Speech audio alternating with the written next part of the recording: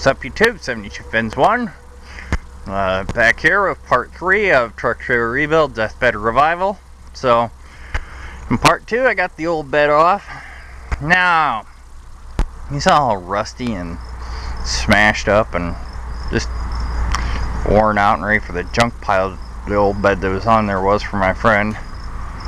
So now, you're going to get to see what the new one, not new one, but better, lots better bed looks like and how I'm going to get it on there. So first thing I gotta do is you're looking at my trailer, which is the back end going forward. So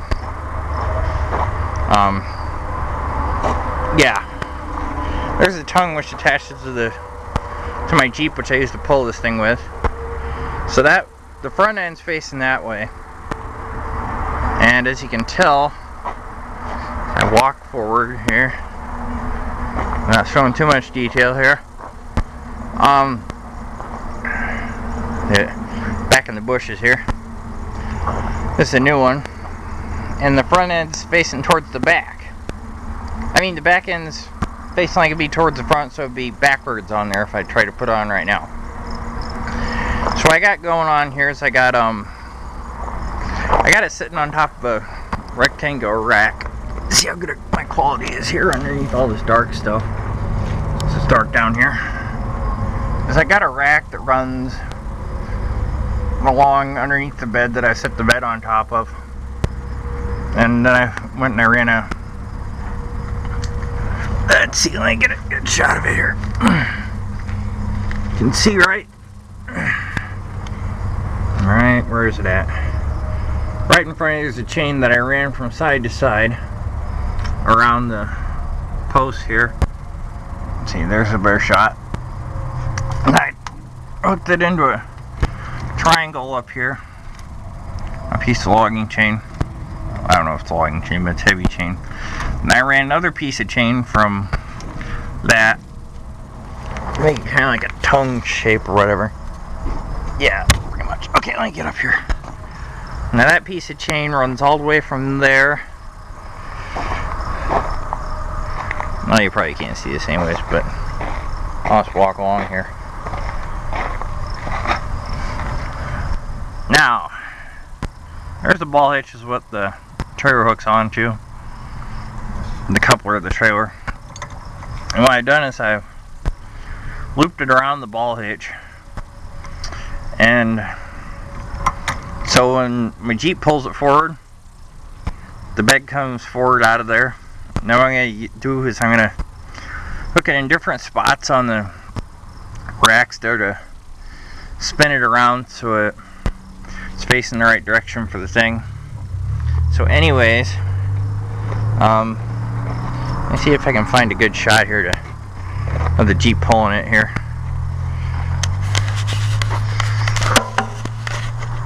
And let's try moving this trash can back a little bit.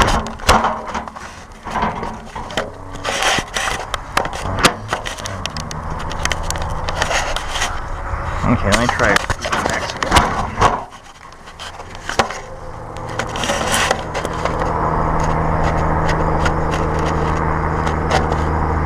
Now you can see the cinder blocks if you look closely on the back of the trailer. Now I'm not going to pull it all the way forward. I'm going to have to try to figure this out as I go along, and I might have to move the crusty old piece of junk, otherwise known as the old bed, out of the way here. But let's see how this goes.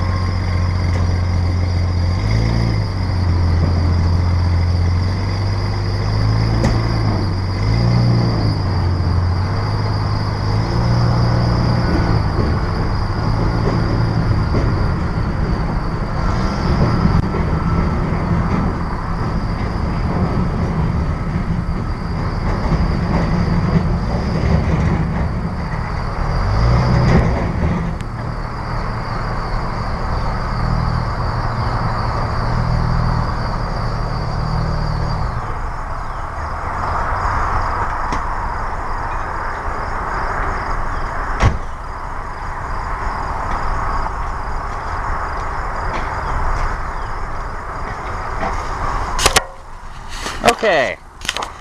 All I saw was my Jeep really moving forward here. But anyways, you can see how it's kind of still facing the backwards direction, but it's out further. So obviously I'm not gonna be able to get my Jeep in here to turn this thing around, so I'm gonna see if I can move it by hand, which might not work out so well. But now, what makes this bed so much better than that one, that old junker one, is the fact that this one is a lot, you can tell by looking at it, is that it's black and white. Somebody repainted it, used to be tan. But you can tell that there's a lot less rust on it on that side, and pretty much the front where they didn't paint it. So it's really clean for an old bed. And the same goes for this side as well. Old bed's in the way, so I'm gonna have to move the camera around a little bit. But so not bad at all for 300 bucks. Now, like right here, you can see where there's some rust where my fingers are at, like just going all along the trim strips. There used to be trim here, which I'm gonna add on because I actually got it. So just like pretty much along in there and along the bottom, because there used to be trim on the bottom as well, because it is a two-tone paint job, well, two-color, because white in the middle and, you know, the black on the top and the bottom.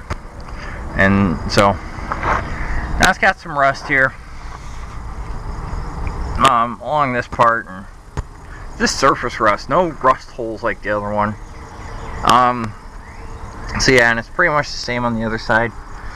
Nothing that can't be ground off and dealt with. So now,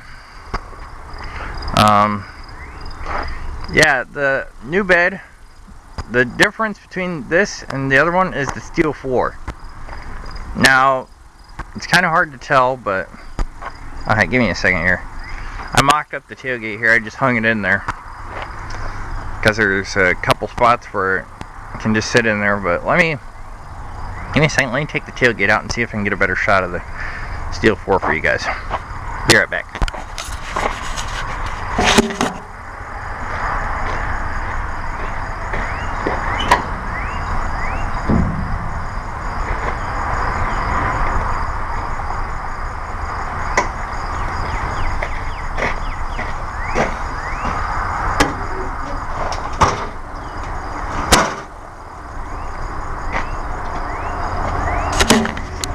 Okay, back here.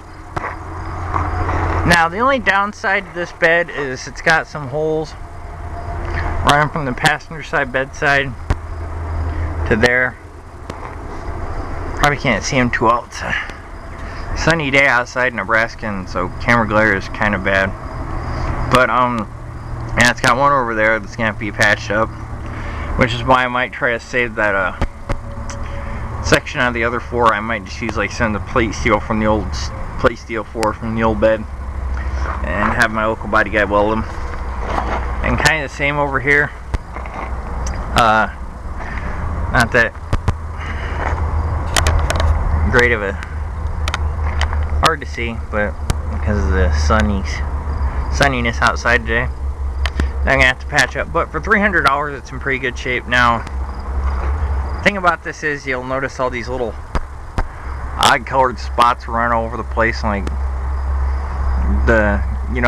you see the 3 spots on the bottom there. That's where somebody had a drop-in camper that has they used it to seal up the leaks or whatever, and they did that like all the way around the bedside and top of the bed rails, and there's just like, well, it's hard to see.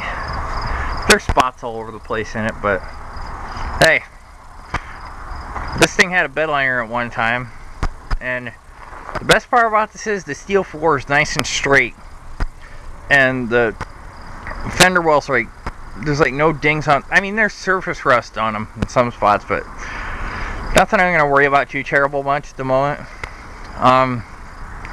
So yeah, it's kind of hard to tell, but it's really straight, and it was a really good deal for $300.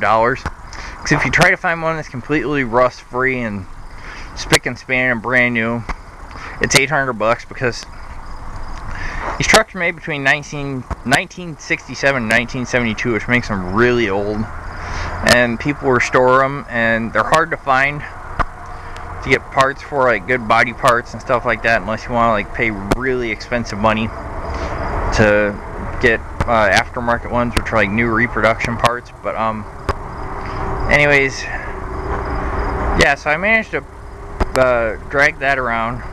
So anyways, I'm gonna stop the video here, and I might insert another clip, or I might just do a fourth part to this thing.